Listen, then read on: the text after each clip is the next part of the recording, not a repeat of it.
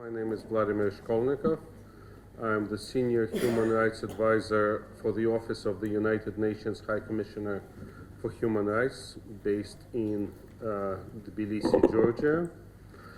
And it's indeed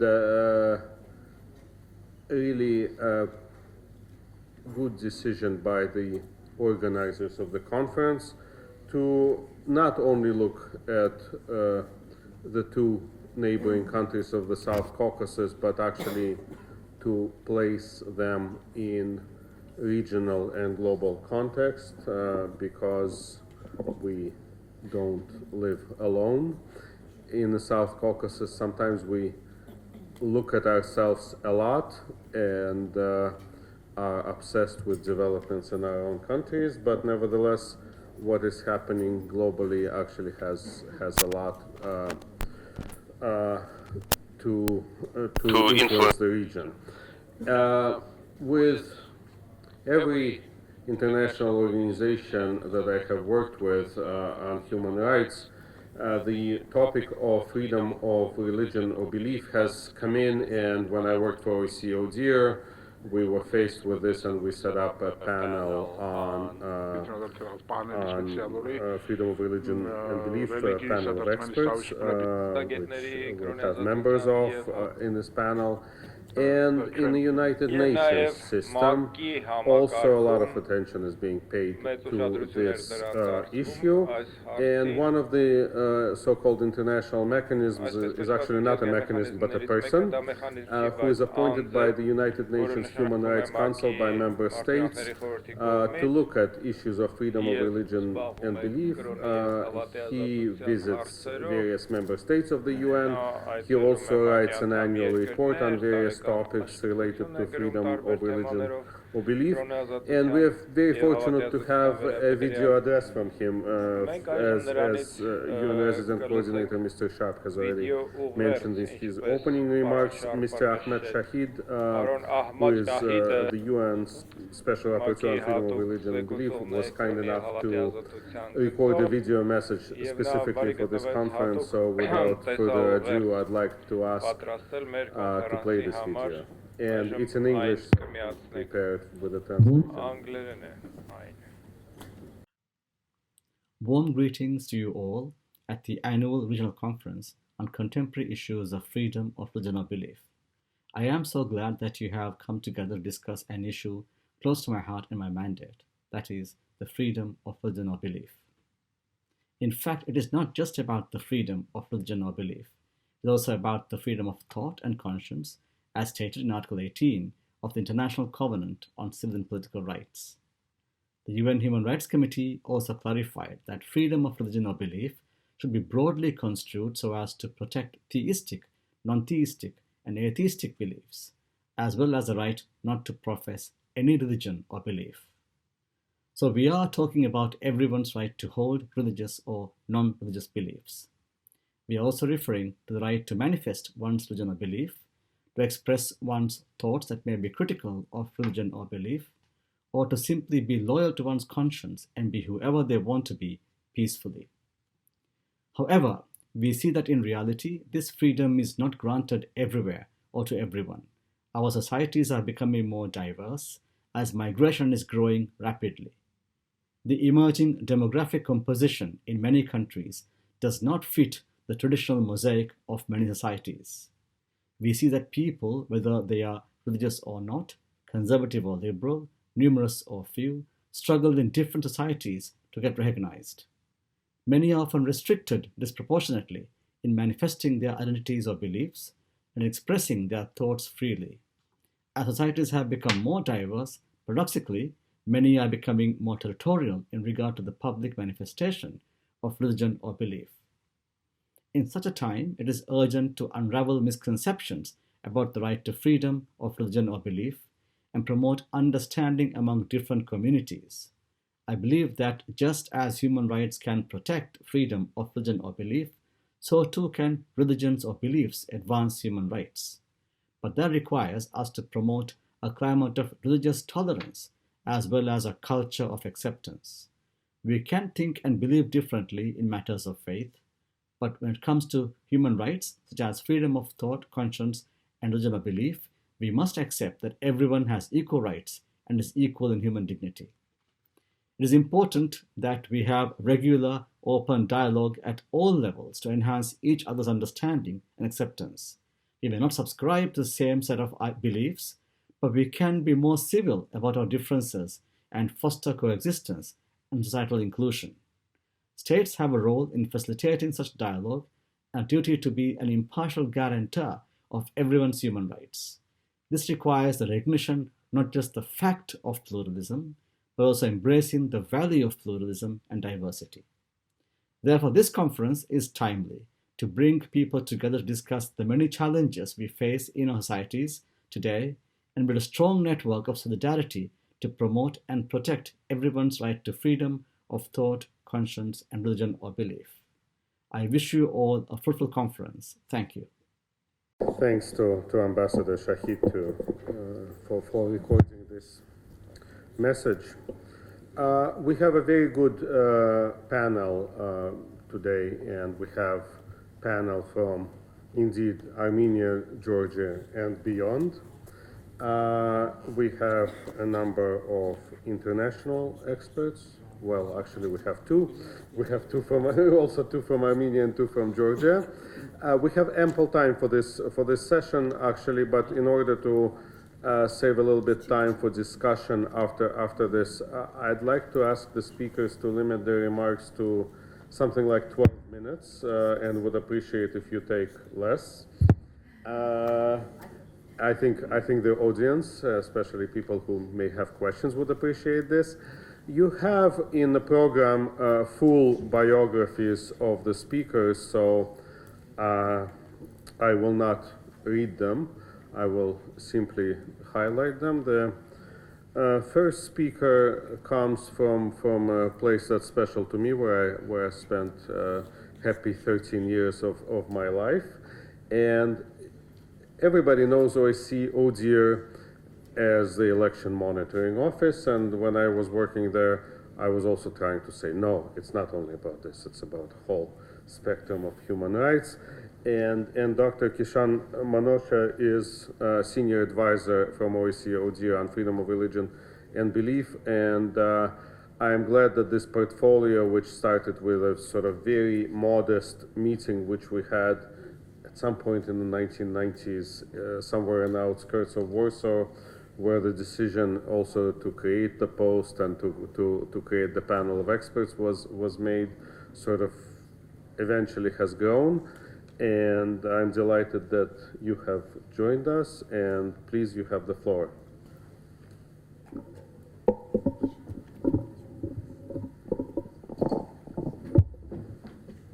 Thank you. Maybe, yes. Good morning, everyone, and it's a pleasure to be here again, because I remember very much the event 2 years ago that was organized by the Eurasia Partnership Foundation, and at the outset wish to congratulate them for not just this event, but their constant efforts to raise awareness of the nature and importance of freedom of religion or belief for all, and for setting a very dynamic, relevant agenda for us today, and look forward to the discussions that will ensue. I will do my best to confine my remarks to 10 to 12 minutes. I want to talk about two things. One, as I see it, some of the issues around FoRB today, and then to talk about the nature of environments and efforts that can advance it for all. There is a robust international scheme of protection for freedom of religion or belief. We've just heard from Ahmad Shahid, who is UN Special Rapporteur. And we know well of his and his predecessors' efforts and what they represent. There's a lot of paper, as well as online resources that have been developed to protect this right. Yet, this is one of the fastest eroding human rights in the world. Why is that? Well, here are three sets of reflections. One, that the pressure on FoRB is taking place in a deteriorating environment for human rights in general. Human rights are under pressure throughout the world. There is a notable retreat from universalism. The universalist worldview that underpins FoRB and other human rights is under relentless assault. It's particularly coming under assault from authoritarians, from populists, from those who promote an exclusionary identity politics. It's also falling victim to aggressive, chauvinistic nationalism. We talk about a shrinking space for human rights. People are also, or some people, not all people of course, are fearing a shrinking universe. The world and all its peoples are coming to their doorstep. We've had reference to migration. The internet also facilitates that flow of ideas. And people are nervous, or some people are nervous. They fear what that may do to their lives, to their societies. It shakes up the equilibrium. It poses, in their view, a threat to social stability. Diversity, multiculturalism are not seen as potentially enriching phenomena. They're seen as threats to a standard, uniform way of life. They fear that. They fear the dilution of core identity. They fear what they deem foreign values. And sadly, religious or belief communities, particularly those who are numerically smaller in a number of societies, are falling victim to these, what I would call, pernicious forces and attitudes. Two, there's a problem, and we need to acknowledge it, within the world of FoRB advocacy itself, which is sometimes infected by the attitudes I've just described. FoRB is a right for all, not for some. It should not fall victim to tribalism and exclusionary attitudes. Sadly, there are some who promote it, sometimes very openly, as a right for certain communities, not for all. And they use FoRB, sadly, to score points,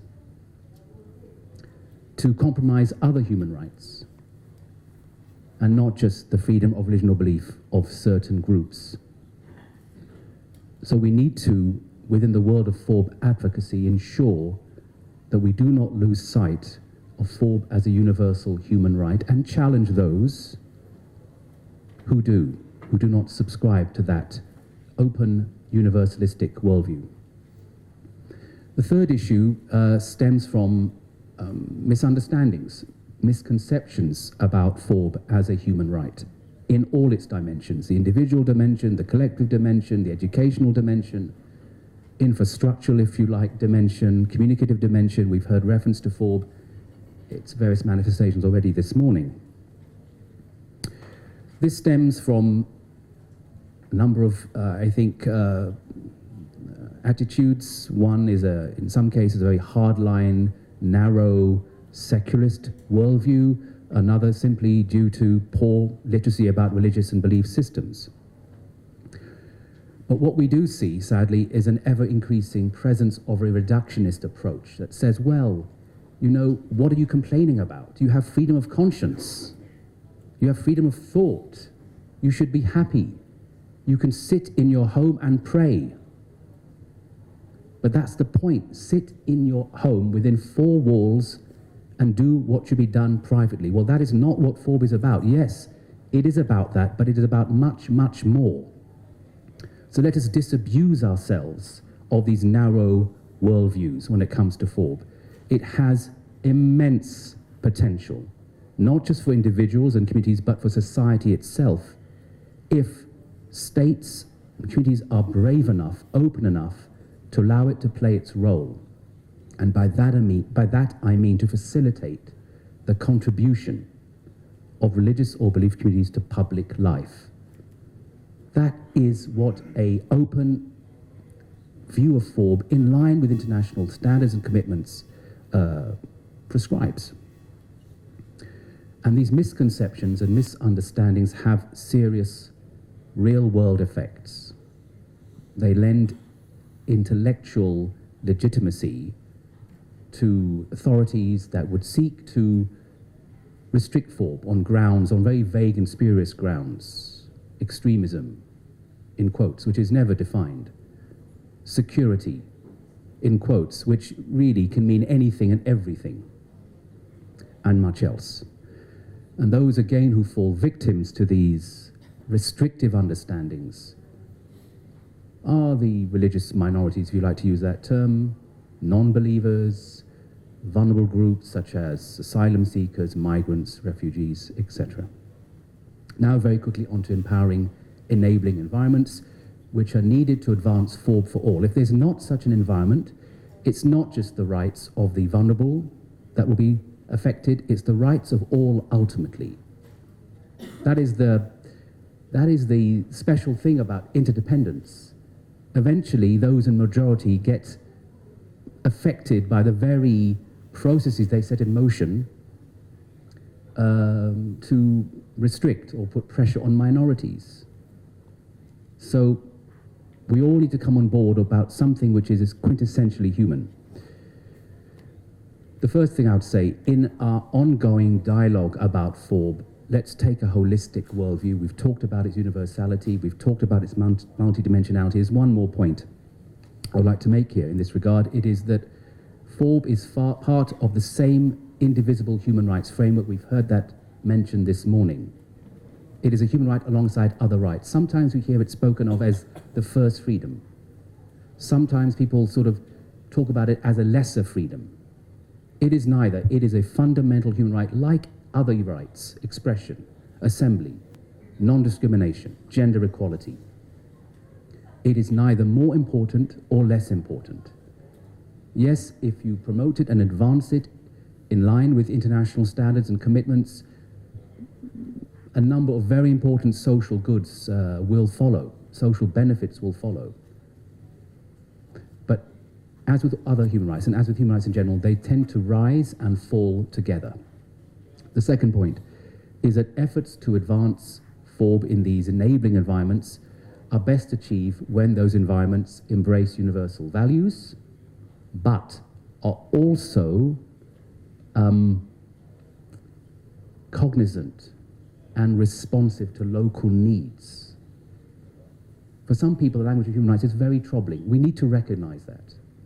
We need to find a way to express the ideas, the values that human rights represent, including FoRB, in a language that everyone can understand and work towards to advance. Human dignity is an important concept. It's key to human rights. Nobility of human nature, equality, freedom. Let's think of ways in which we can convey human rights in terms that people understand.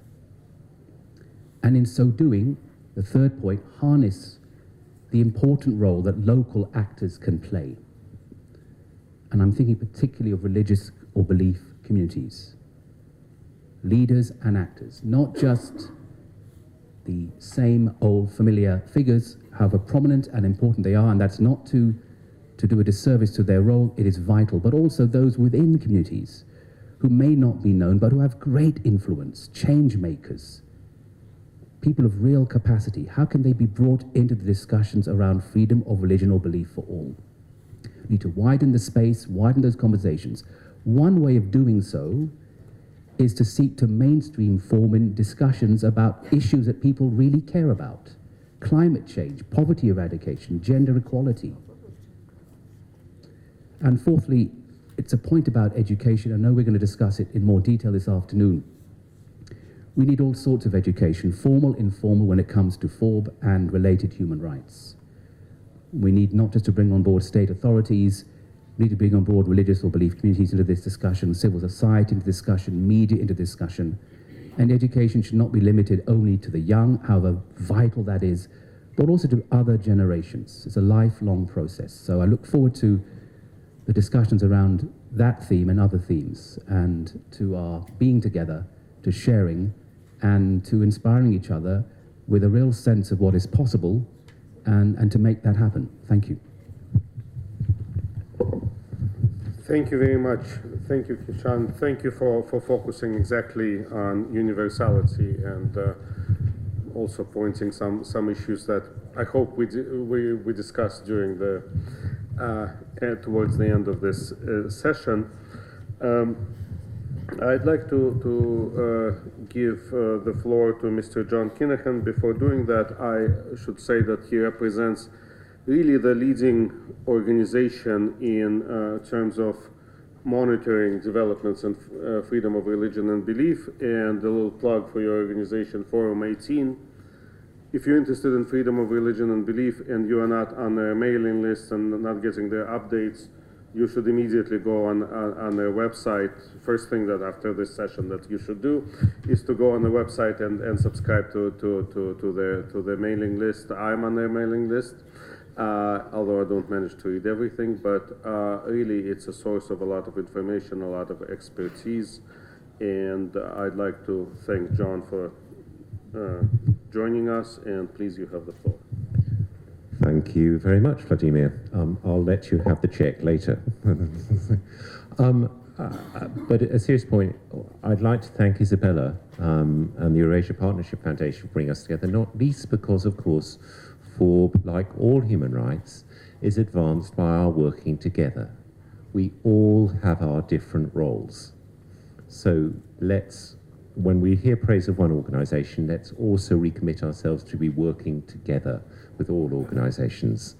And in that regard, I couldn't agree more with what Kishan has said about the universality of human rights. That should also involve the universality of working to advance, to protect it also. So thank you for those remarks. I'm going to be looking at of some examples from Forum 18's work at the specific topic of FoRB and security. There's much more that could be said, but this is, so to say, some reflections on this. The first thing I'd like to start off with is the common idea that more security requires less human rights. The Universal Declaration, the International Covenant, both begin recognition of the inherent dignity and of the equal and inalienable rights of all members of the human family is the foundation of freedom, justice, and peace in the world. That is not just an abstract statement. I'm Irish, and during the Troubles, as we called them, over 3,600 people were killed. In 1983, Interpol found that the most dangerous place in the world to be a police officer was Northern Ireland. Yet today, it's no more dangerous to be a police officer there than anywhere else in Western Europe. Why? As the then Chief Constable of Northern Ireland said in 2009, human rights must be at the core of policing. Ending the Troubles required the post-1998 introduction of strong institutional protection of everyone's human rights. That strengthened democracy, the rule of law, and it laid a strong foundation for reconciliation and listening and understanding the experiences of people from opposing sides. This produced a popular support for law enforcement. We often hear people talking about FoRB in relation to questions of terrorism, and of course there is a link. But the point here is that nobody, no government, no institution can afford to neglect FoRB and other human rights when challenging terrorism, especially terrorists who claim a religious motivation. Do we, in the ways we think about FoRB, help us to understand the reality of the societies we're in?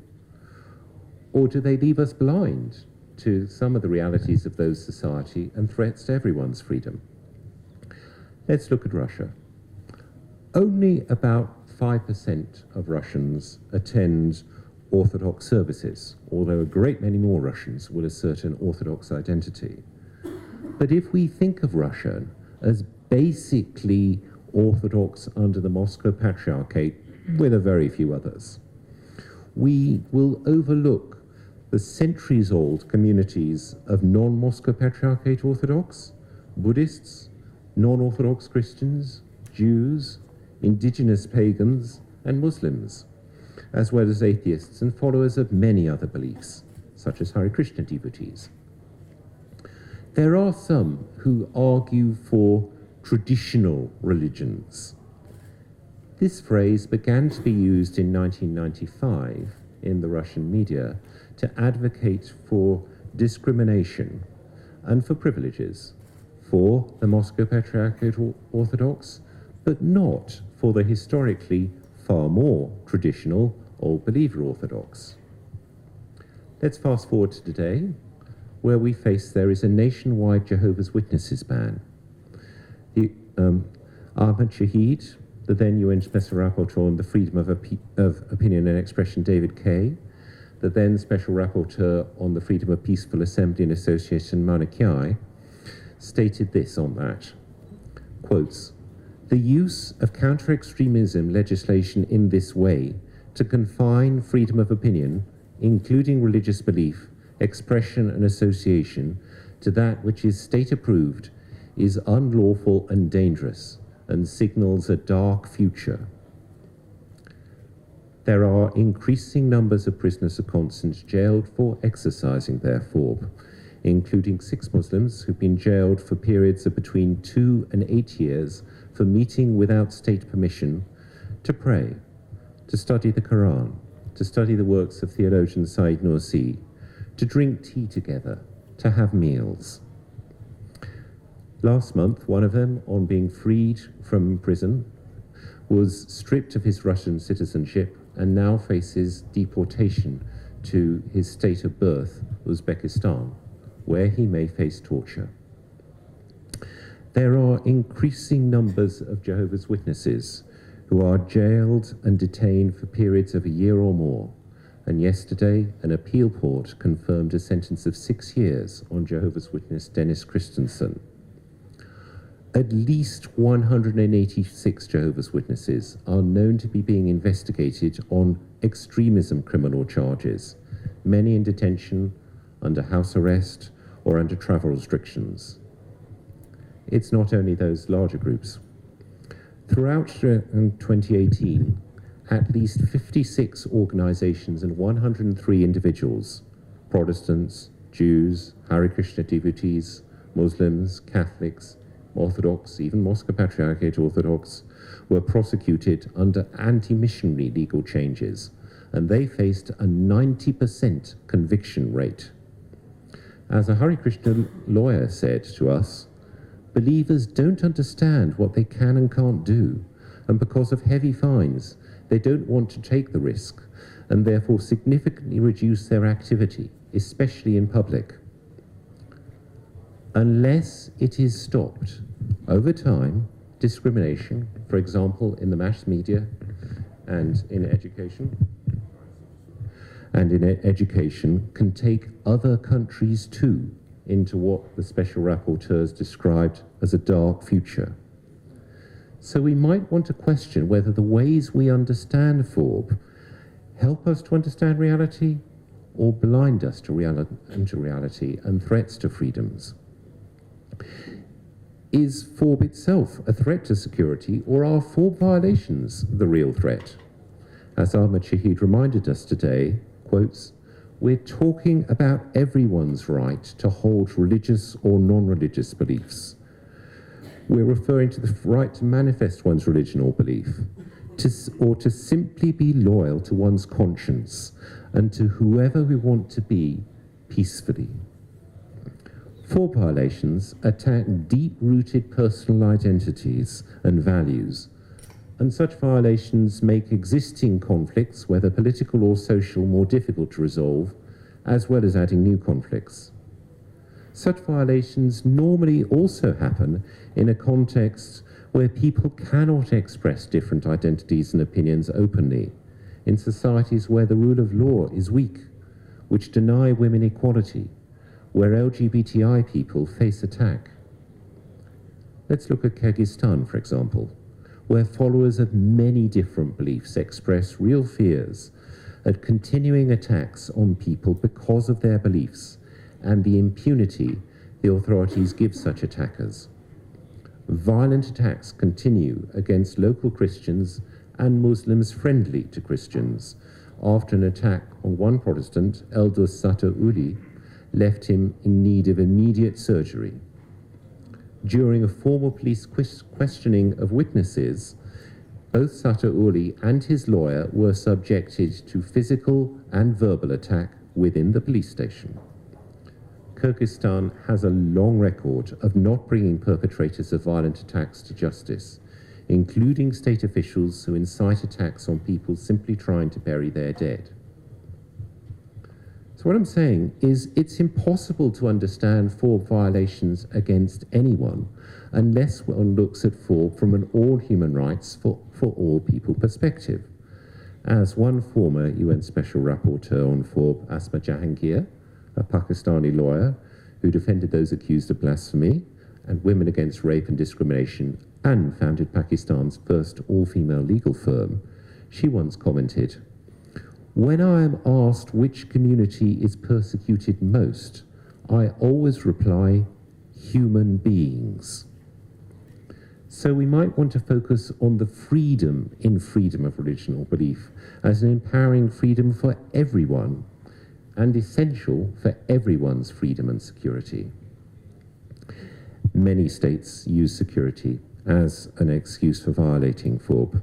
Kishan's mentioned the attacks of authoritarians and others. Former UN Special Rapporteur on FoRB, Heiner Bielefeld, pointed to the connections between rights. He focused on that there can be no freedom of religion or belief without freedom of expression and freedom of peaceful assembly and association. These are closely intertwined with the right to freedom of religion or belief, and this is exactly what worries authoritarian governments and often causes them to curb the freedom of religion or belief. Indeed, we see in the OSCE ODIHR joint guidelines on the legal personality of religion or belief communities, states have developed a very broad range of restrictive practices, from police control, surveillance, denying access to chaplaincy services, imprisonment, and so on. Kazakhstan, for example, in 2018, proposed new restrictions which, among other things, included bans on sharing the beliefs of religious communities the state denies permission to exist. The regime claimed that this was implementing its human rights obligations, and that, people who exercise their freedom of religion or belief without state permission are, I quote, a risk group who may get involved in terrorism.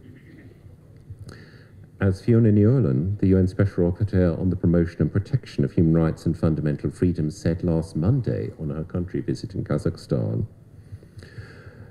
the use of extremism laws against political groups and critical voices, and she included in its religious voices, is a worrisome practice and detracts from the genuine and much-needed work of globally addressing terrorism challenges.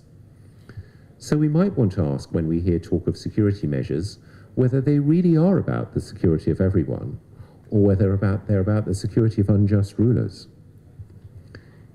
Dictatorships make great efforts to deceive people. For example, Azerbaijan and Kazakhstan make extravagant claims of religious tolerance or state-sponsored religious dialogue. Such meetings and their guests never actually address the host's systemic and increasing FoRB violations. And indeed, Kazakhstan's commitment to dialogue may be judged by its arrest this month of one man, Aslan Sagutdinov, for holding a piece of paper in a public square.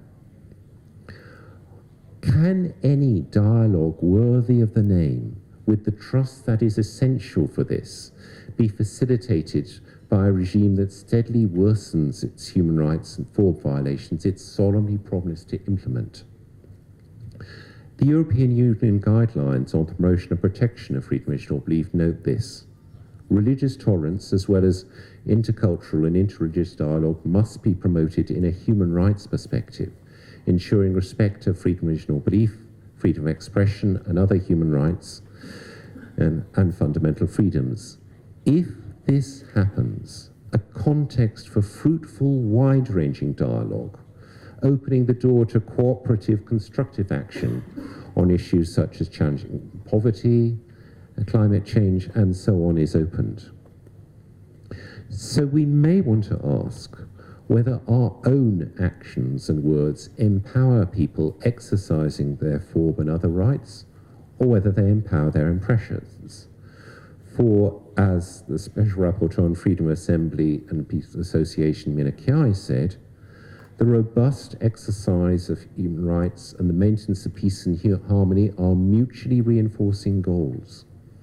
Indeed, the best guarantor of stability is ensuring that all people enjoy their rights as endorsed by the government of Kazakhstan through its voluntary ratification. Serious FoRB violations signal that those responsible are not interested in security. For these fundamental freedoms reinforce each other. As Ahmed Shahid himself commented in Berlin in the Bundestag, the lack of FoRB and other fundamental freedoms in his home country of the Maldives is directly linked with there not being an independent parliament or judiciary. So the challenge before us is this: how can we empower and foster genuine security by giving people what the OSCE-ODIHR joint guidelines on the legal personality of religion communities describe as the dignity they deserve as members of the human family? Thank you for your attention, and I look forward to our discussion. Thank you, John, for outlining the challenges including immediate neighborhood to the Caucasus, and then some of the wins that we feel in both Armenia and Georgia sometimes. Before introducing the next speaker, I should say that it's particularly,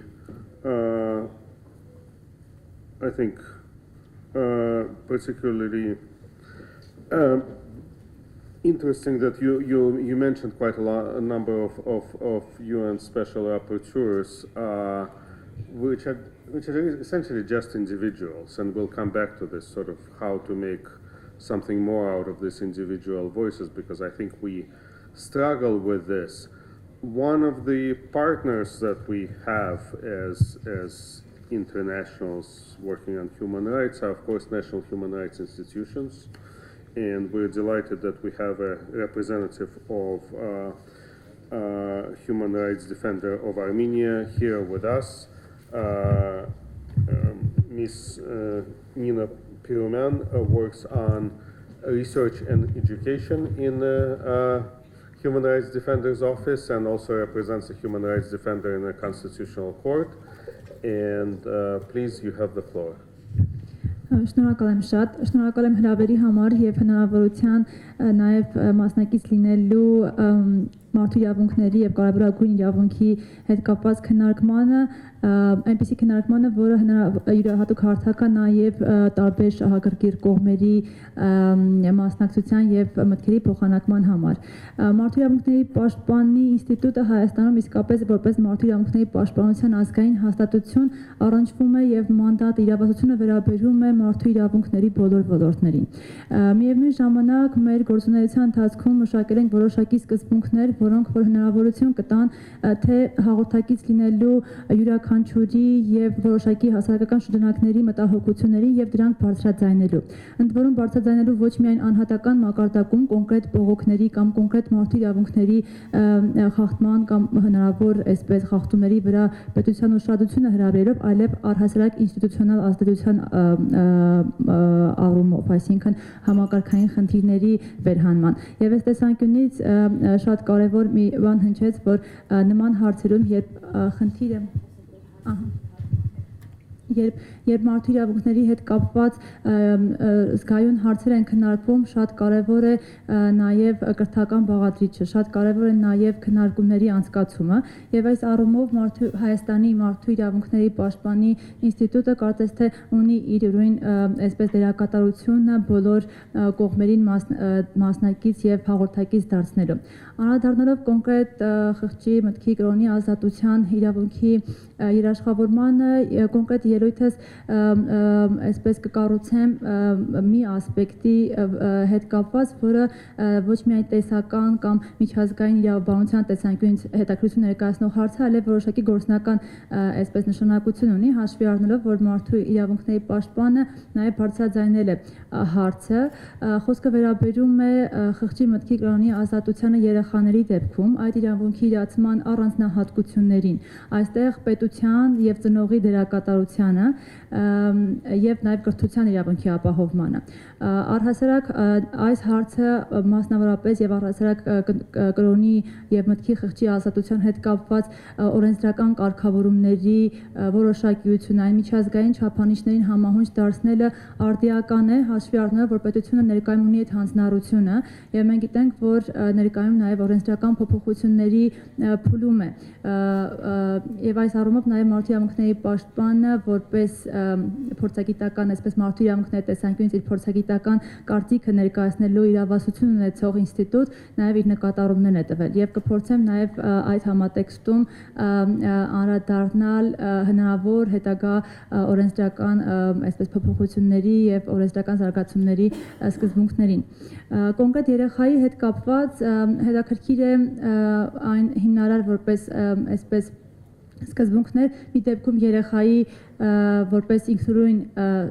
սուբյեկտի իրավունքի իրացումը կոնկրետ կրոնի եւ խղճի մտքի ազատության տեսանկյունից եւ մյուս դեպքում ընտանիքի եւ ծնողի դերակատարությունը։ Առհասարակ ծնողի իր երեխային սեփական, փիլիսոփայական եւ կրոնական պատկերացումներին համապատասխան դաստիարակելու իրավունքը օրենսդրական եւ միջազգային իրավական ամրագրում եւ պաշտպանություն ստացած իրավունք է։ Դրան այդ իրավունքին անդրադառնում են մի շարք միջազգային իրավական փաստաթղթեր եւ գործիքներ, այդ թվում քաղաքացիական եւ քաղաքական իրավունքների մասին դաշնակիրը, այդ թվում մարդու իրավունքների եվրոպական կոնվենցիան եւ նաեւ իրավունքի հետագա մեկնումը կամ մեկնաբանությունը իր զարգացումն է ստանում դատական մարմինների կողմից, մարդու իրավունքների եվրոպական դատարանի։ Միջազգային իրավական փաստաթղթերը ամրագրում են, որ նախ երաշխավորելով երեխայի կրթության իրավունքը եւ այս առումով նաեւ պետության որոշակի հայեցողությունը կրթական ծրագրերի մշակման, նախապատրաստման եւ կրթական համակարգի սեփական մոդելի ընտրության հարցում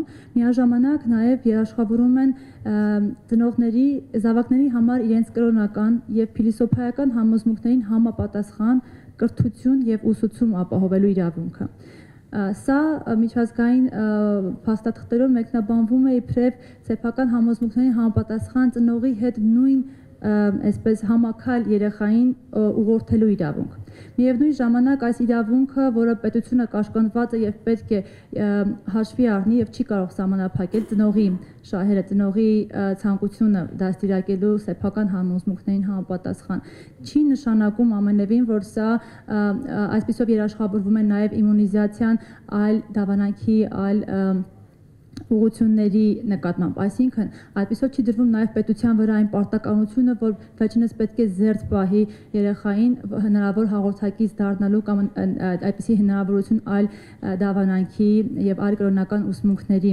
հետ կապված։ Մի քանի այսպես իրավական չափանիշներ, որոնք որ միջազգային իրավաբանությունն է առաջ քաշել, բայց դրանց ներկայացման նպատակը ցույց տալն է ուղղակի, որ միջազգային իրավաբանությունը ինքը այս առումով անընդհատ զարգացում է ապրում եւ դրա վկայությունը նաեւ եվրոպական դատարանի դիրքորոշումների եւ մեկնաբանությունների այսպես կոնկրետ գործի կոնտեքստից, համատեքստից կախված փոփոխությունները։ Դրա վկայությունը նաեւ որ որոշ դեպքերում եվրոպական դատարանը դիրքորոշումը փոխել է, օրինակ մեծ պալատում այլ դիրքորոշում է հայտնել։ Այս ամենը կարծես թե իրավական չափորոշիչների արկայության պայմաններում օրինաչափ է, որովհետեւ գործ ունենք առանձնահատուկ ոլորտի հետ, գործ ունենք խղճի մտքի ազատության եւ դրա արտահայտման իրավունքի հետ, որը ոչ միայն իրավական է եւ ամեն հարց չէ կամ ամեն մի իրավունքի իրացման հետ կապված ամեն մի այսպես իրավիճակ չէ, որ կարող է իրավական կարգավորման ենթարկել եւ դա մեծապես պայմանավորված է նաեւ անձի որոշակի աշխարհայացքով բարոյական արժեքներով եւ պետության խնդիրն է թերևս հնարավորինս իրավական դաշտ դնել իրավական դաշտում կանոնակարգել այն ամենը ինչը որ իրավական կարգավորման ենթակա է եւ սա պետք է մեկ նպատակ հետապնդի իսկապես իրապես ապահովելու յուրաքանչյուրի կրոնի խղճի մտքի դավանանքի ազատությունը եւ հենց այդ սկզբունքը պետք է ընկած լինի անգամ եթե քննարկման առարկա է դարձում իրավունքի սահմանափակման հետ կապված կարգավորումները այսինքն եթե մենք չունենք կոնկրետ հստակ բանաձևեր թե ինչպես պետք է պետությունը իրավական արձագանքը տա այս կամ այն իրավիճակին կամ ազատության իրացման շրջանակներին այստեղ այն հիմնարար գաղափարն է սկզբունքն է որ իրավունքը յուրաքանչյուր պիտի երաշխավորվի իսկ դրա սահմանափակումը իր հերթին պիտի պայմանավորված լինի նաև այլոց իրավունքներով, այսինքն այն ժողովրդավարական արժեքների պահպանման ընդհանուր գաղափարով։ Առավել այսպես կոնկրետ հենց կրթական կոնտեքստին անդրադառնալով մի քանի այսպես հետաքրքիր ելակետեր, որոնք դատարանը քննարկման առարկա է դարձնում հավասարակշռելու եւ կոնկրետ դեպքում որոշելու խոսքը եվրոպական դատարանի մասն է, որոշելու թե արդյոք այստեղ առկա է իրավունքի նկատմամբ միջամտություն կամ իրավունքի արտահայտման շրջանակները արդյոք իրավաչափ են եղել։ Նախ առաջին հերթին յուրաքանչյուր պետության համար երաշխավորվում է այդ հայցողությունը կրթական ծրագրերի նախագծման եւ կրթական համակարգը որպես այդպիսին ձևավորելու հարցում։ Միևնույն ժամանակ կա այն արգելքը, որ դա չպետք է հանգեցնի հրահանգավորման կամ այսինքն իրավունքի իրացման ալընտրանքի բացառմանը եվրոպական դատարանի տերմինաբանությամբ այդ արգելքը անվանվում է indoctrination, որը որպես այդպիսին բացարձակ արգելք է, այսինքն կրոնական հրահանգավորումը, երբ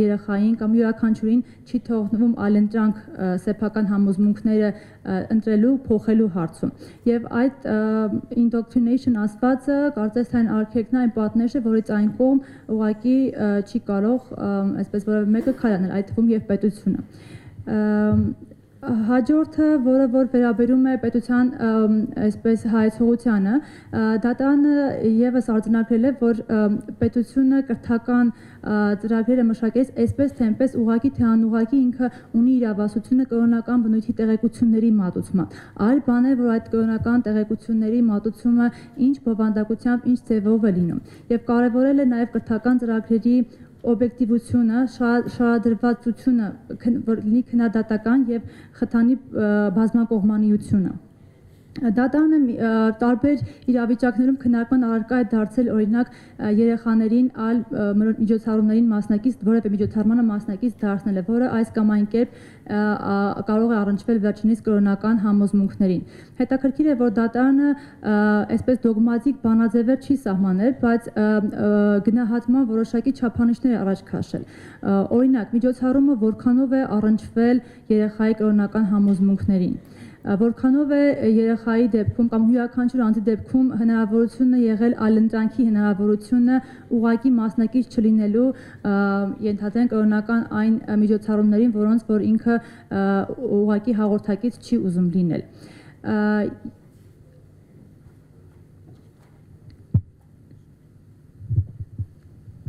Հաջորդը, որը որպես չափանիշ, որպես արգելք եվրոպական դատարանն է առաջ քաշել, դա պարտադրանքն է, որը սովորողների նկատմամբ որոշակի կրոնական համոզմունքների քարոզը կամ պարտադրանքը։ Թերևս սրանք հիմնականներն են, բայց եվրոպական դատարանի կամ միջազգային ատյանների իրավաբանության ուսումնասիրությունը կոնկրետ դեպքերի համատեքստում բավական հետաքրքիր է, որովհետև նույնիսկ այսպես որոշակի առանձնահատուկ հանգամանքների հաշվառմամբ միջազգային ատյանները կարող են եզրահանգումները սկզբունքորեն այսպես կարող են եզրահանգումները սկզբունքորեն տարբերվել։ Որպես պետության կարծում եմ մեր խնդիրն է ուղղակի միջազգային իրավական մոտեցումներ այն հիմնարար սկզբունքները, որոնք որ ուղղակի պետք է դառնան հետագա մեր օրենսդրական կարգավորումների կամ իրավակիրառման համար ուղենշային, դրանք հնարավորինս որոշակիորեն ամրագրվեն մեր ներպետական օրենսդրական կարգավորումներում։ Միևնույն ժամանակ ոլորտի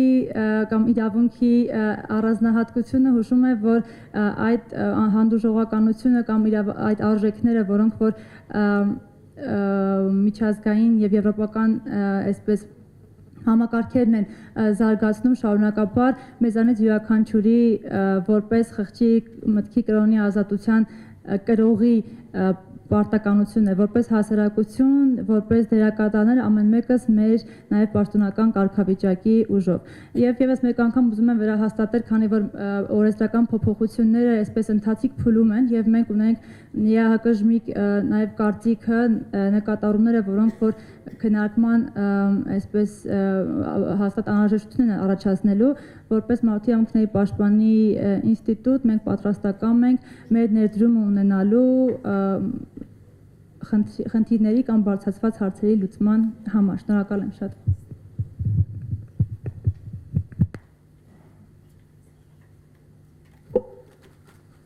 Thank you very much. Thank you. The next speaker has been working on issues of religious tolerance in Georgia for quite a long time.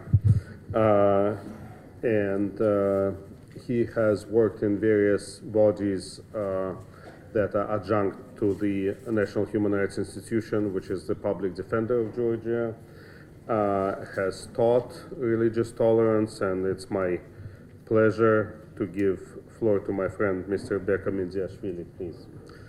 Დიდი მადლობა. უპირველეს ყოვლისა მოგესალმებით, მივესალმები ბატონ ელჩებს და ქალბატონ ელჩებს, მივესალმები სახელმწიფო უწყებების წარმომადგენლებს და აქვე მინდა მადლობა გადავუხადო, დიდი მადლობა გადავუხადო ნიდერლანდების სამეფო საელჩოსა და ევრაზიის თანამშრომლობის ფონდს ამ შესანიშნავი კროს ნაციონალური კონფერენციის მოწყობაში. ეს არის კარგი ტრადიცია, რომელიც უკვე მეოთხედ ვაწყობთ ამ კონფერენციას. სამწუხაროდ წინა ჯერზე სომხეთში ვერ მივიღე მონაწილეობა და კიდევ ერთხელ მადლობას მოგახსენებთ იმისთვის, რომ ეხლა მეძლევა შესაძლებლობა თქვენ წინაშე წავდგე და ვისაუბრო იმ პრობლემების შესახებ, იმ გამოწვევების შესახებ, რომელიც საქართველოში არსებობს რელიგიის თავისუფლების დაცვისა და ტოლერანტობის კულტურის მხარდაჭერის თვალსაზრისით. თქვენ პროგრამაში გიწერიათ, რომ მე წარმოვადგენ რელიგიათა საბჭოს, რომელიც მოქმედებს სახალხო დამცველთან, თუმცა მე ამ შემთხვევაში რელიგიათა საბჭოს არ წარმოვადგენ, რელიგიათა საბჭოს წარმოადგენენ მხოლოდ რელიგიური გაერთიანებები. ამას ხაზგასმით ვამბობ, იმიტომ რომ რელიგიათა საბჭო, რომელიც 2005 წლიდან არსებობს სახალხო დამცველის ომბუდსმენის ოფისთან, არის სრულიად დამოუკიდებელი თავის გადაწყვეტილებებში. ის შესაძლებელია იზიარებდეს თქვათ ომბუდსმენის ხედვას, მაგრამ ის დამოუკიდებლად ღებულობს გადაწყვეტილებებს და ჩვენ ომბუდსმენის ინსტიტუტის თანამშრომლები მხოლოდ ხარდამჭერ ფუნქციას ვასრულებთ რელიგიათა საბჭოსთან მიმართებით. რელიგიათა საბჭოში არის ამ ეტაპზე გაწევრიანებული 32 რელიგიური გაერთიანება. დავიწყებ იმით, რომ საქართველოში ხშირად უყვართ ხაზგასმა და საუბარი იმაზე, რომ ჩვენ ერთ-ერთი გამორჩეული საზოგადოება ვართ ისტორიული თვალსაზრისით ტოლერანტობის კულტურის კუთხით.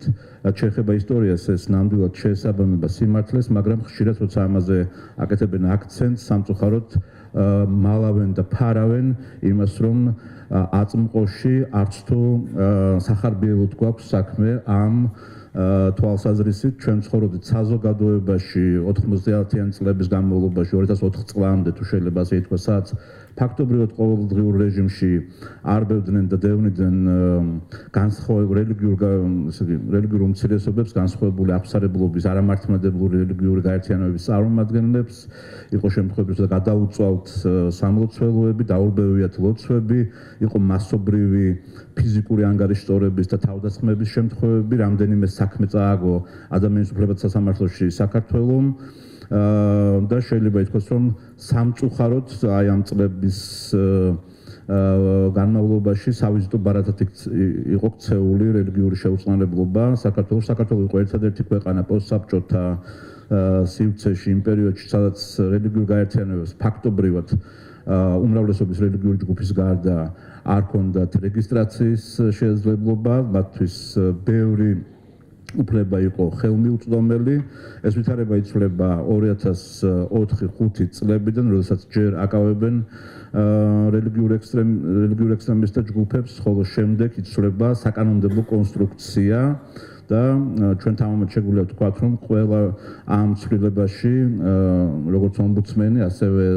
ომბუდსმენთან არსებული ტოლერანტობის ცენტრი რომელსაც ამჟამად მე წარმოვადგენ და ასევე რელიგიათა საბჭო იღებდა ძალიან აქტიურ მონაწილეობას და უმთავრესად ეს ცვლილებები იყო სწორედ რელიგიური გაერთიანებების კონსოლიდირებული პოზიციის ასახვა მე გულისხმობ ისეთ უმნიშვნელოვანეს საკითხებს როგორც არის რეგისტრაციის გამარტივებული წესი რელიგიური გაერთიანებებისთვის და ჩვენ შეგვიძლია ვთქვათ რომ დღეს საქართველოში მოქმედებს იმგვარი სამართლებრივი რეჟიმი რეგისტრაციის რომელსაც ანალოგი შეიძლება არც ჰქონდეს მთელ მსოფლიოში ფორმით შეუძლია ყველა რელიგიურ გაერთიანებას დარეგისტრირდეს მაგალითად საჯარო სამართლის იურიდიულ პირად თუმცა შინაარსობრივად ისინი სარგებლობენ კერძო სამართლის იურიდიული პირის სტატუსით შინაარსით ეს ხელსაყრელია იმდენად რამდენადაც სახელმწიფოს არაზრულ შესაძლებლობას მათზე მოახდინოს ზემოქმედება ან გააკონტროლოს რელიგიური გაერთიანებები განსაკუთრებით ფინანსური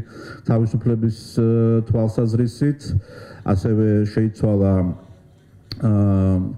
ზოგადი განათლების კანონმდებლობა სადაც შეიზღუდა ამ კანონმდებლობის თანახმად 2005 წლიდან მართლმადიდებელი ეკლესიის თუ შეიძლება ისე ვთქვათ ინსაიდერული როლი ზოგადი განათლების სისტემაში სკოლებში და ჩვენ მივიღეთ იმგვარი კანონი რომლის თანახმადაც გამიჯნულია სკოლა და რელიგია აკადემიური პროცესი რელიგიური სწავლებისგან ასევე აკრძალულია ინდოქტრინაცია პროზელიტიზმი რელიგიური სიმბოლოების არააკადემიური ნიშნით გამოფენა აკრძალულია რელიგიური დისკრიმინაცია თუმცა ყველა ამ შემთხვევებში ერთია ის თუ რას კრძალავს კანონი და მეორეა ის თუ რა რეალობა გვაქვს სკოლებში როგორც წესი პრობლემა არის ის რომ შესაძლებელია ჩვენი კანონმდებლობა მოწინავე იყოს მათ შორის ზოგიერთი ევროპული ქვეყნის კანონმდებლობასთან მიმართებით მაგრამ ჩვენი რეალობა სრულიად განსხვავებული არის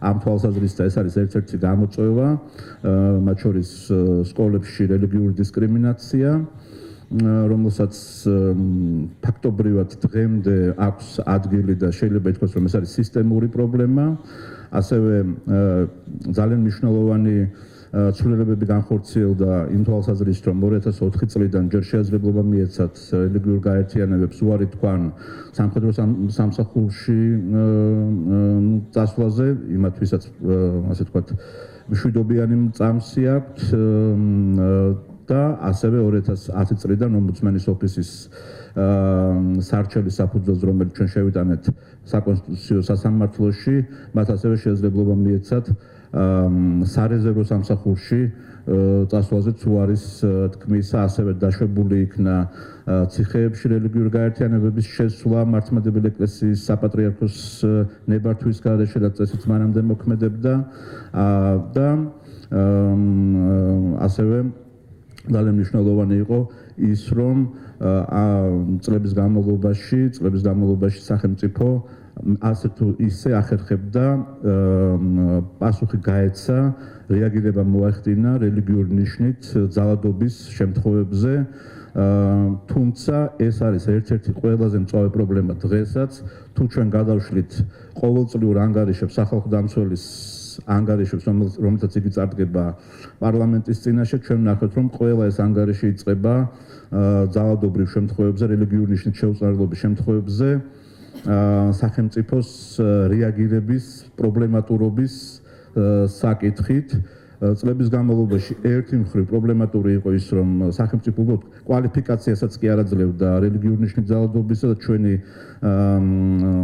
სისხლის სამართლის კოდექსი ითვალისწინებს რელიგიური ნიშნით დევნის რიტუალებისთვის ხელის შეშლის გაერთიანებისთვის ხელის შეშლის შემთხვევებში და დისკრიმინაციის შემთხვევებში სასჯელს, თუმცა სამართალდამცავები როგორც წესი დღესაც არის შემთხვევები, როდესაც თავს არიდებენ ამ კვალიფიკაციის მისაცემას, მაგრამ ბოლო პერიოდში ეს მდგომარეობა გაუმჯობესდა, მაგრამ ჩვენ არ გვაქვს ხელშესახები პროგრესი იმასთან დაკავშირებით, რომ თუკი რელიგიურ ნიშნით ძალადობენ ამა თუ იმ რელიგიურ ჯგუფზე ან წარმომადგენელზე ამა თუ იმ რელიგიისა, ფაქტობრივად ეს ადამიანები რჩებიან დაუსჯელით და სახელმწიფო ან ხელისუფლება ან ხელისუფლება არა, სამართალდამცავი სტრუქტურები ან აჭიანურებენ გამოძიებას, ან უბრალოდ ხურავენ გამოძიებას, აჩერებენ გამოძიებას ისე რომ არანაირი შედეგი არ დგება ამ კუთხით. ეს არის ერთ-ერთი ყველაზე სერიოზული პრობლემა, როგორც გითხართ. ასევე სისტემური პრობლემების რიგს შეიძლება მივაკუთვნოთ ის, რომ საბჭოთა კავშირის დანგრევის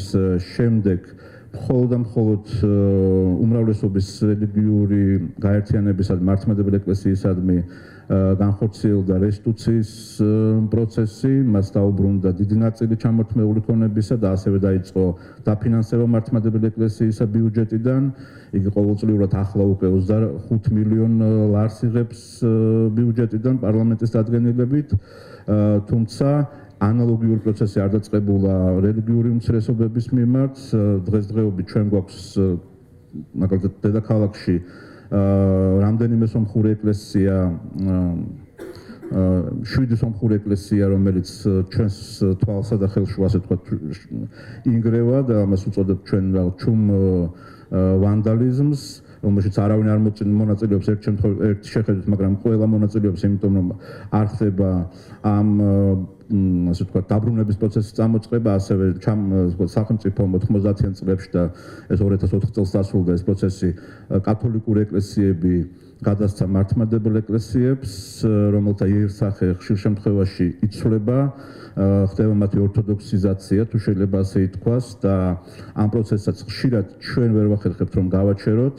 ასევე პრობლემატური ამ თვალსაზრისით ლუთერული ეკლესიების, ჩამორთმეული ლუთერული კირხეების, სინაგოგების, მეჩეთების საკითხი. საქართველოში ერთ სიტყვით არის უამრავი საბჭოთა პერიოდში ჩამორთმეული ნაგებობა, უმცირესობებს, რომელიც დღეს უბრალოდ არ აყავს მესაკუთრე და ეს არის უაღრესად სერიოზული პრობლემა. გარდა ამისა, პრობლემატური ასევე ის, რომ რელიგიურ გაერთიანებებს იმ ქონებაზე, რომელიც ჩამორთმეულია სახელმწიფოს, რომელიც მისცა სახელმწიფომ, ასე ვთქვათ, დაუბრუნა სახელმწიფომ, ან რომელშიც მსახურობენ რელიგიურ გაერთიანებები, როგორც წესი, თუ კი ეს ძველი შენობა ნაგებობებია, არ აქვთ საკუთრების სტატუსი, ასე ვთქვათ, ისინი სარგებლობაში არიან მხოლოდ რელიგიურ გაერთიანებების მხრიდან და ესეც პრობლემატურია, უაღრესად პრობლემატური საკითხია. რაც შეეხება უსაფრთხოების საკითხებს, დღეს ჩვენ საზოგადოებაში მიმდინარეობს დისკუსია სწორედ უსაფრთხოების კონტექსტში რელიგიის თავისუფლებაზე. ჩვენი ხედვა არის და რელიგიათა საბჭოს საერთო პოზიცია არის ის, რომ უსაფრთხოების პრობლემას ქმნის ადამიანის უფლებების შელახვა და ადამიანის უფლებების შეზღუდვა, რელიგიის თავისუფლების შეზღუდვისკენ სწრაფვა, ხოლო სახელმწიფოს პოზიცია ხშირად გამოიხატება იმგვარად, რომ ჩვენ გვიჩნდება შთაბეჭდილება, რომ სახელმწიფო ჯერ აყენებს უსაფრთხოების საკითხებს და ამ კონტექსტში მოიაზრებს უკვე შემდეგ რელიგიის თავისუფლებას. მაგალითად, 2014 წელს სახელმწიფოს მიერ შექმნილმა, მიუხედავად იმისა, რომ რელიგიათა საბჭომ და სახელმწიფო კრიტიკული პოზიცია გამოხატეს ამ სტრუქტურის შექმნასთან დაკავშირებით, რელიგიის საკითხზე სახელმწიფო სააგენტომ თავის კონცეფციაში დრო არის უკვე დავასრულებდა ვიტყვი. თავის კონცეფციაში შემდეგი რამ თქვა, რომ საზღვისპირა რეგიონებში მცხოვრები უმცირესობათა ჯგუფები უნდა განვიხილოთ უსაფრთხოების კონტექსტში, რაც სრულიად მიუღებელი ხედვა არის ჩვენთვის და ჩვენ ვიბრძვით ყველა დონეზე, იქნება ეს მცდელობები, რომ მიიღონ კანონი რელიგიური გაერთიანებების შესახებ, და ჩვენ მეწინააღმდეგებთ, იმიტომ რომ მიგვაჩნია, რომ ეს კანონი შეზღუდავს რელიგიური გაერთიანებების უფლებებს თუ სხვადასხვა საკითხები, ჩვენ მეწინააღმდეგებით სახელმწიფოს ამ პოლიტიკას. თუმცა მინდა მაინც თქვა და ამით დავასრულო, რომ ჩვენ თანამშრომლობთ სახელმწიფოსთან, რა თქმა უნდა, მაგალითად მოვიტან კონსტიტუციის პროექტს, რომელშიც ჯერ რელიგიის თავისუფლების მუხტთან დაკავშირებით სახელმწიფო ინიციატორებმა შეიტანეს 6 პირობა შეზღუდვისა, რაც ალბათ ევროპის არც ერთ ქვეყანაში არ არის ამდენი პირობა, მათ შორის ეს იყო სახელმწიფო უსაფრთხოების საკითხი, რაც დაუშვებელია რელიგიასთან მიმართებით და დაუშვებელია რომ სახელმწიფო რელიგიას განიხილავდეს უსაფრთხოების კონტექსტში, როგორც გითხარით, ფილოსოფიურადაც მიუღებელია ეს საკითხი, ხოლო მას შემდეგ რაც საბჭომ და სახალხო ტოლერანტობის ცენტრმა და არასამთავრობო ორგანიზაციებმა გამოხატეს ამასთან დაკავშირებით საკუთარი პროტესტი, საკუთარი კრიტიკული პოზიცია, ეს მუხლები, პრობლემატური მუხლები, 3 მუხლი იქნა ამოღებული, მათ შორის სახელმწიფო უსაფრთხოების საკითხი და დღეს ჩვენ გვაქვს კონსტიტუცია, რომელიც ფაქტობრივად არის მსგავსი ევროპის ადამიანის უფლებათა კონვენციისა, სადაც გათვალისწინებულია 4, მაგრამ ჩვენთან 3 შეზღუდვის პირობა მხოლოდ და მხოლოდ. აი ეს მინდოდა მეთქვა და იმედი მაქვს კითხვები იქნება შემდეგ და ამაზე გავაგრძელებთ საუბარს. დიდი მადლობა. Thank you, Becca. We'll continue with the stay on Georgia. The next speaker is a friend with whom we've had quite a number of discussions on freedom of religion and belief in Georgia. And I'm actually looking forward to your intervention, Marco. Mariam Gaftadze is a co-founder of a Georgian NGO, Tolerance and Diversity Institute, and heads legal programs in this NGO. As a lawyer, she has won a number of important cases, including in the Constitutional Court of Georgia not so long ago, and is in process of a few other notable cases. So please, the floor is yours. Thank you, dear Vladimir. I will start with thank yous. It's really a pleasure and an honor to be here. And first of all, thanks to the Dutch Embassy for organizing and supporting human rights in our countries. That is really important, and they're not supporting them randomly, they are supporting these values permanently. And thank you and your foundation for this wonderful opportunity. It's a pleasure to be on this panel with these distinguished experts with whom I have worked on many occasions, and I'm really proud to be here today. So I will mostly continue about the Georgia situation, what Becca spoke about, and we'll underline the most important issues that we are facing now in Georgia in terms of freedom of religion and belief in the country. So here was, many speakers spoke about the security issue, and that's really something that we must think about. The term national security, we all understand the importance of this term and the necessity of national security in the countries, but we also understand that linking national security to FoRB, to freedom of religion, is really dangerous. So we had the threat when the government had an attempt to limit our freedom of religion based on national security, and I'm really proud that the civil society organizations, the majority of religious organizations, were united against these amendments.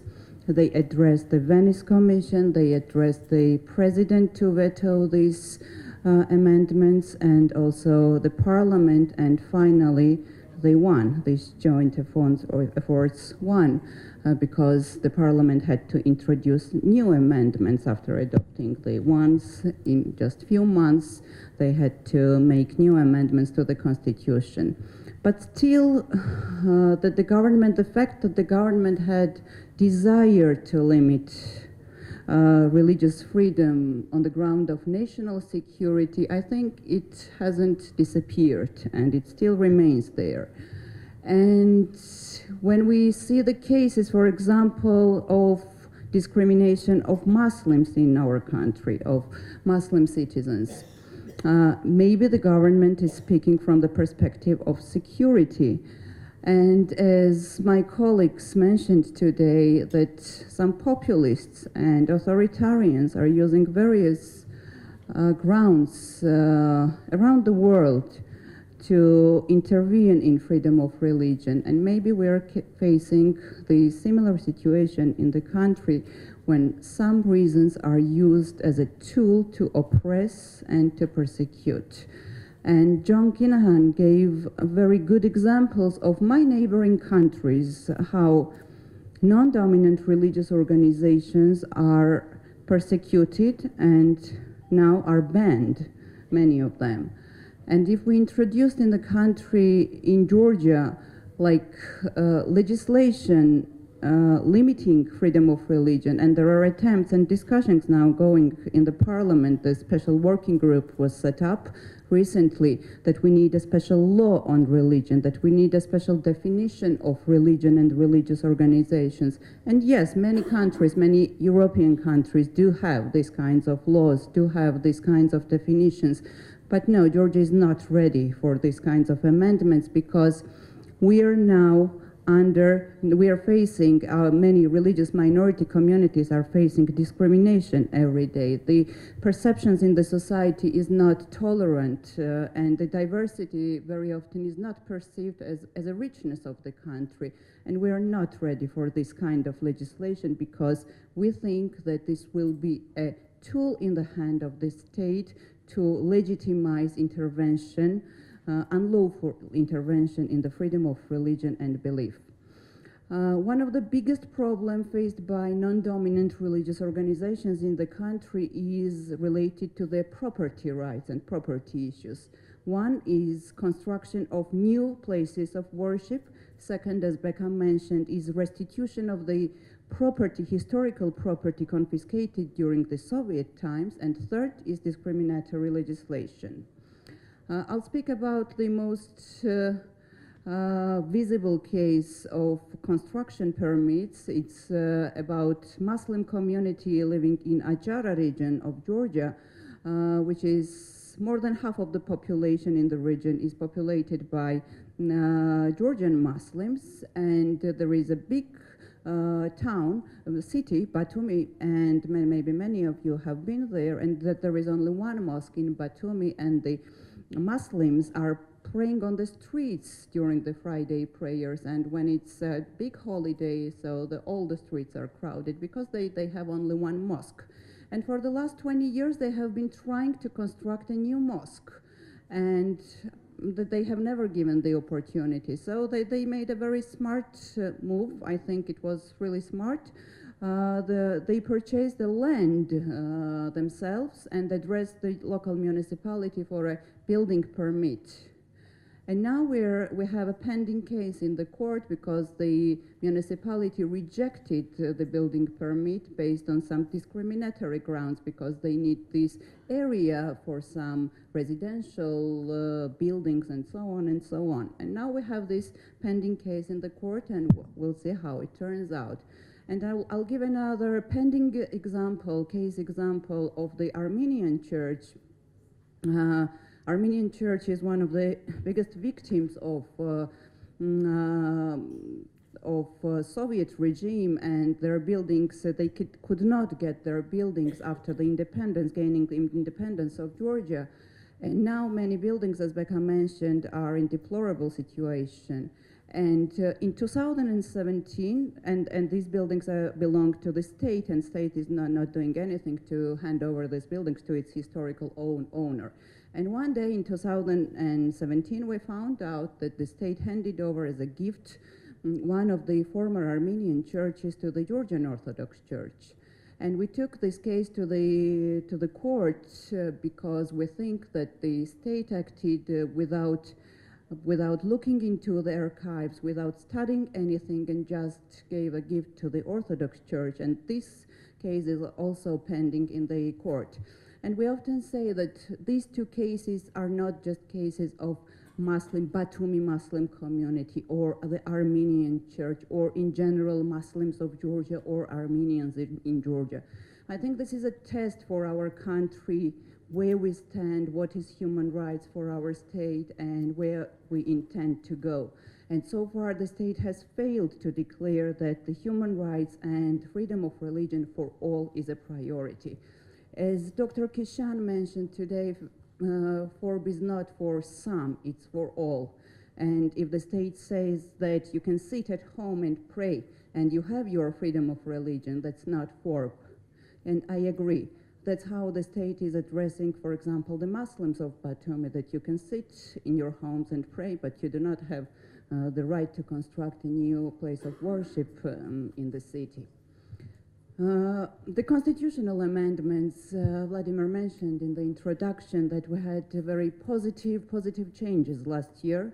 My organization, together with the Tbilisi Free University, we litigated two important claims in the Constitutional Court of Georgia.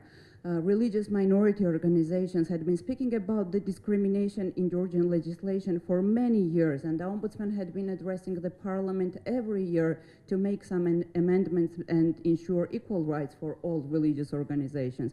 But the state never took any steps, and one day we, NGOs, together with religious organizations, and I'm really grateful to those religious organizations who were brave enough to take these claims to the Constitutional Court of Georgia.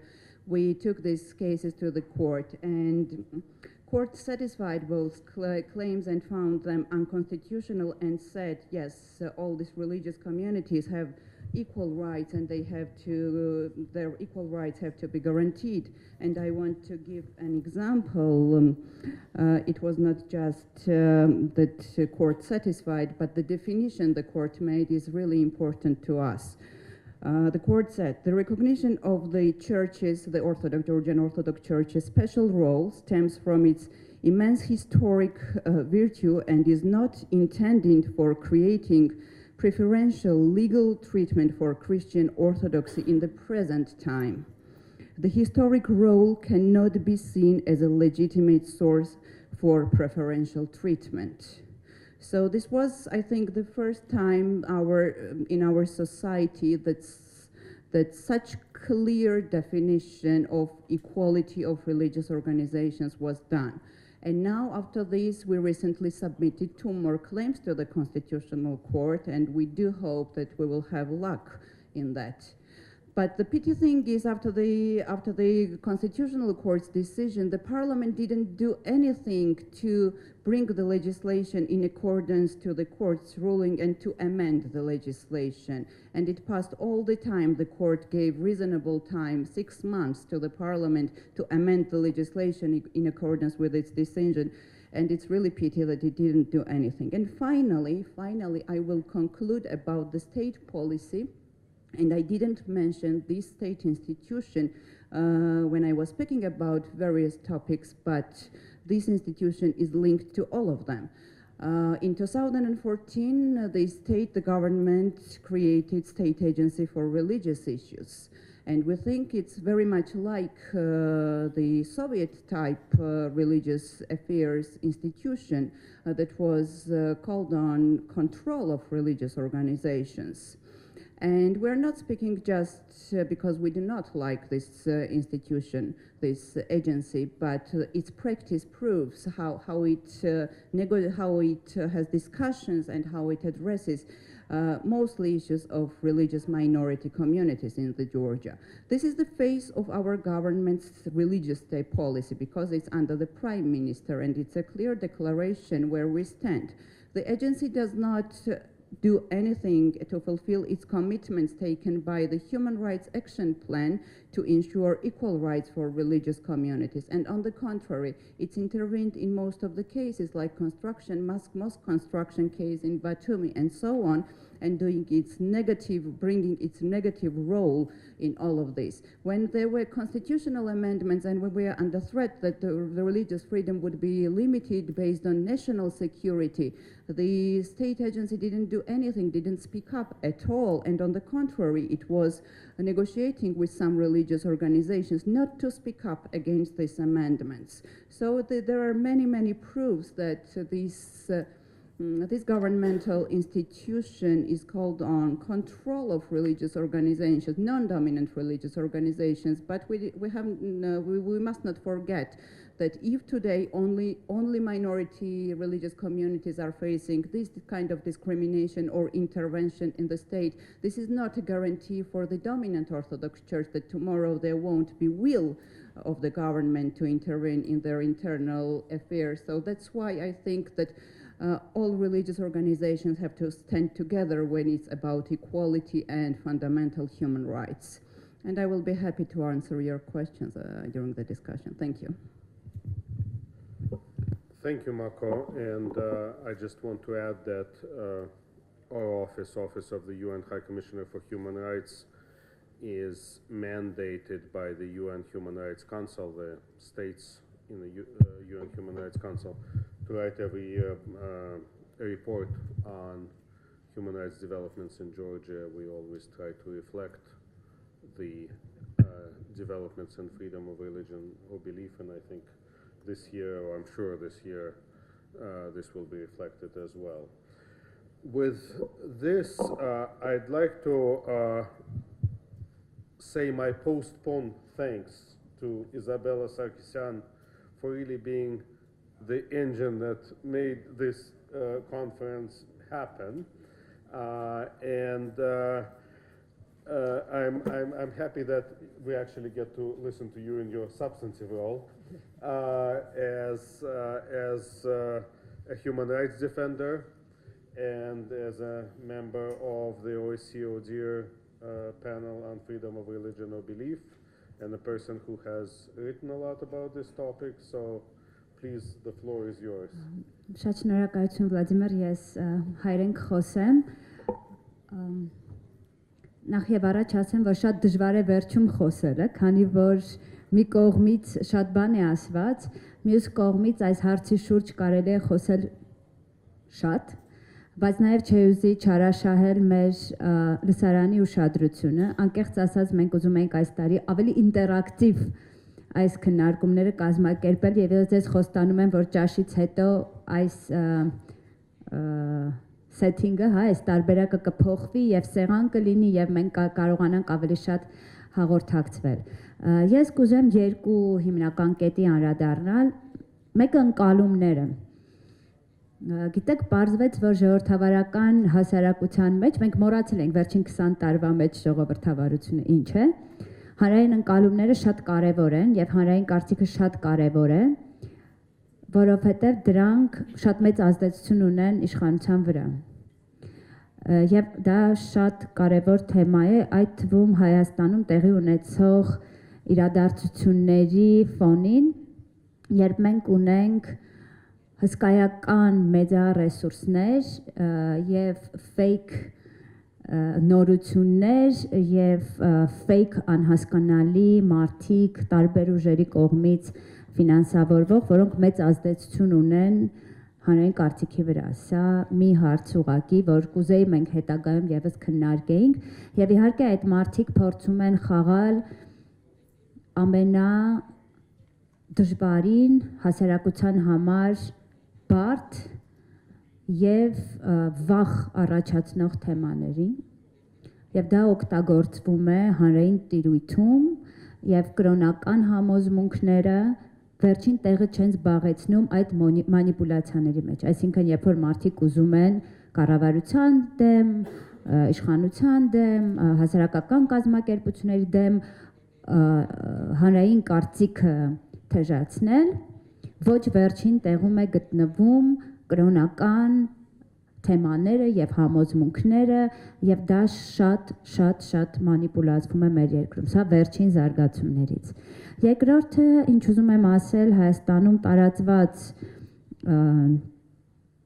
խնդիրներից մեկը այն է, որ եթե Վրաստանում կրոնական եւ էթնիկ փոքրամասնությունները, եթե այդ բառը օգտագործենք, թվային առումով ավելի շատ են, Հայաստանում անընդհատ օգտագործվում է այդ մոնոէթնիկ եւ մոնո կրոնական թեզը, կարծես թե դա լավ բան է։ Ես ուզում եմ ասել, որ մարդու իրավունքների տեսակետից թվերը կարևոր չեն։ մարդու իրավունքների տեսակետից կարևոր են մարդիկ։ Եվ կապ չունի, օրինակ Բահայի համայնքը 5 հոգի է, 20 հոգի է, թե 500 հոգի է, եթե կա մի անհատ, որը չի կարող լիովին իր իրավունքները եւ ազատությունները իրացնել, ուրեմն այդտեղ խնդիր կա։ Ես ուզում եմ սա նշել, որովհետեւ սա շատ տարածված, ես կասեի, թյուր կարծիք է, որ մենք լսում ենք ոչ միայն ոչ շատ գրագետ մարդկանցից, այլ բավականին գրագետ ունեցող, ինչ խնդիր ունեք դուք Հայաստանում, ձեզ մոտ փոքրամասնությունները 2% են։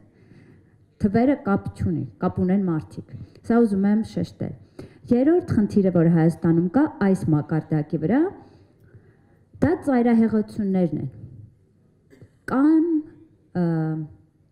այդ թվում քաղաքացիական հասարակության մեր գոլեգաները, որոշ գոլեգաները, ովքեր պնդում են, որ ընդհանրապես կրոնը պիտի դուրս մղված լինի ամեն տեղից։ Որ կրոնի ազատությունը դա կրոնից ազատությունն է, որ կրոնը, եկեղեցին, առաքելական, ոչ պիտի չլինեն ոչ մի տեղ։ Այդ ձեր ասացի պես 4 պատի մեջ պիտի նստեն, ինչ ուզում են անեն։ Ինչը իմ կարծիքով ծայրահեղություն է։ Աշխարհիկություն չի նշանակում աթեիզմ։ Մենք այդ փուլով արդեն անցել ենք, գիտենք ինչ հետևանքներ է ունենում։ Կամ մյուս ծայրահեղությունը, ով առաքելական չէ, հայ չէ։ Դա էլ հարցի մյուս կողմն է, երբ որ կրոնական պատկանելությունը, էթնիկ ինքնությունը միաձուլվում են եւ եւս աղճատված պատկեր են տալիս։ Ես կարծում եմ, որ այս կոնֆերանսի եւ ոչ միայն իմաստներից մեկը այն է, որ մենք փորձենք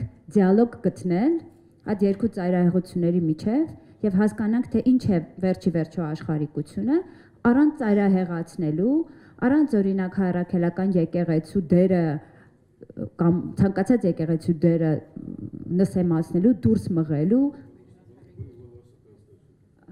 Sorry. It's number 2 now. Into Georgian or English? English number 2. It's okay. But number 3. Number 3.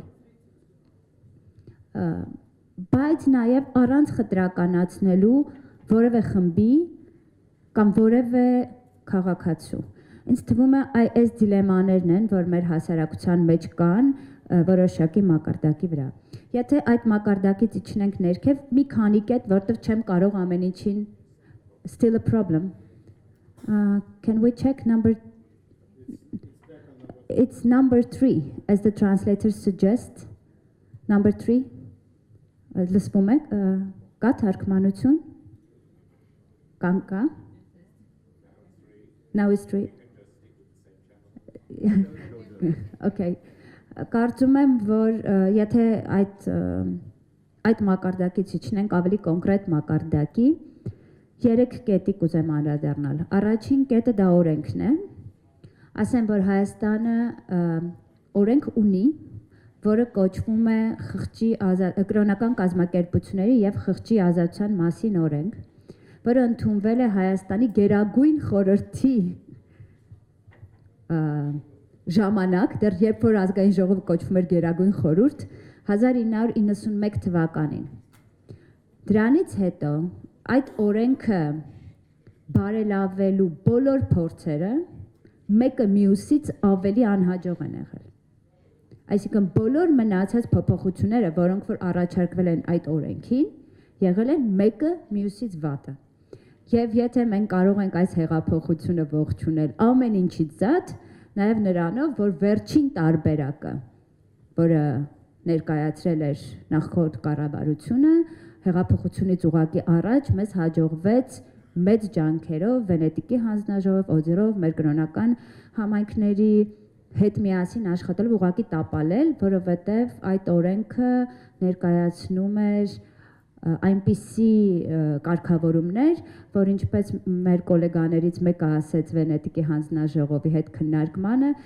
որ ես 50-ական եմ եղել սովետի ժամանակ, եթե այս օրենքը ընդունվի, ավելի վատ է լինելու, քան այն ժամանակ։ Ես չեմ հիշում ով ասաց, բայց սա շատ դուք ասացիք, ես հիշում եմ, սա շատ վատ տենդենս է։ Նոր կառավարության հետ իհարկե մենք հույս ունենք, որ այս օրենքը պիտի բարելավի, բայց եթե անգամ չբարելավի, գոնե այս օրենքը, որը որ գործում է, գոնե այս օրենքը գործի այնպես ինչպես որ կա։ Չնայած այստեղ բազմաթիվ հարցեր կան, որոնց ես կուզենայի անդրադառնալ։ Երկրորդ կետը ինչ վերաբերում է ազգային անվտանգությանը։ 2015 թվականին Հայաստանում տեղի ունեցան սահմանադրական ճակերտներում բարեփոխումներ, որոնք ինչպես կյանքը ապացուցեց, արված էին այն համար, որ նախորդ նախագահ եւ հետո Սերժ Սարգսյանը իշխեր հավերժ։ Մեր հեղափոխության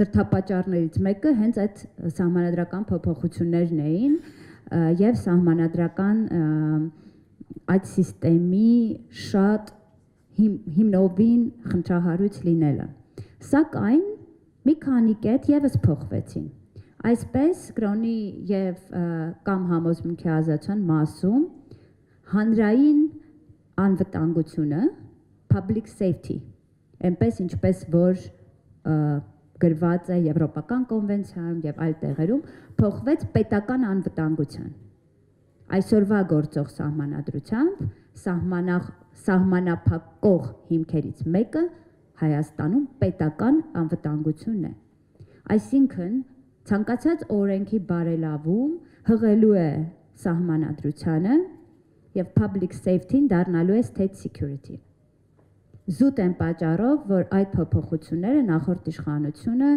անցկացրեց սահմանադրական փաթեթի մեջ։ Այս մասին ուզում եմ ուղղակի նշել։ Երրորդ խնդիրը, որը որ կա, դա իհարկե խտրական վերաբերմունքն է, եւ ես ուզում եմ ընթերցել մի քանի օրենքներից շատ պարզ չեմ կարող ամեն ինչին անդրադառնալ, բայց կուզեմ սա նշել եւ նաեւ ասել մեր պետական պաշտոնյաներին, մենք քննարկել ենք սա իրավաբանների հետ, եթե սա հասնի Եվրոպական դատարան, Հայաստանը շատ մեծ հավանականությամբ պարտվելու է, քանի որ զինվորական ծառայության անցնելու մասին առաջին հոդվածի 3-րդ մասի 3-րդ կետը, ոստիկանության ծառայության մասին 39 հոդվածի առաջին մասի 7-րդ կետը, ազգային անվտանգության մարմիններում ծառայելու մասին 43 հոդվածի առաջին մասի 8-րդ կետը, փրկարար ծառայության մասին օրենքի 39-րդ հոդվածի առաջին մասը, քրեականատարողական ծառայության մասին օրենքի 32-րդ հոդվածի առաջին մասի 7-րդ կետը, դատական ակտերի հարկադիր կատարման ապահովող ծառայության մասին օրենքի 30-րդ հոդվածի առաջին մասի 7-րդ կետը արգելվում է այդ վերոհիշյալ ոլորտի ծառայողների կրոնական միության կամ կազմակերպության անդամակցությունը։ Իհարկե օրենքը չի բացատրում ինչ նկատի ունեք որևէ, այսինքն հիմա օրինակ ցանկացած ծառայող հայրաքելական եկեղեցու ամենայն հավանականությամբ գոնե նոմինալ հետևորդ է, հիմա չպիտի ծառայի դատական ակտերի կատարման, սա շատ խտրական նորմ է։ Բնականաբար սա վերաբերում է կրոնական այլ համայնքներին։ Եվ ես լսել եմ այդ ավետարանական համայնքից, որ մի քանի դեպք է եղել, երբ մարդկանց ծառայության չեն ընդունել հենց այդ հիմքով։ Սա նմանատիպ սահմանափակումներ նաև պրակտիկայում բազմաթիվ են։ Ես նայում եմ պարոն Շկոլնիկովին եւ տեսնում եմ, որ ժամանակ չունեմ։ Ցավոք սրտի չեմ կարող անդրադառնալ նաև կրթության ոլորտի խնդիրներին, բայց այդ մասին մենք ունենալու ենք առանձին քննարկում։ Շատ ուրախ եի, որ կրթության նախարար Արայիկ Հարությունյանը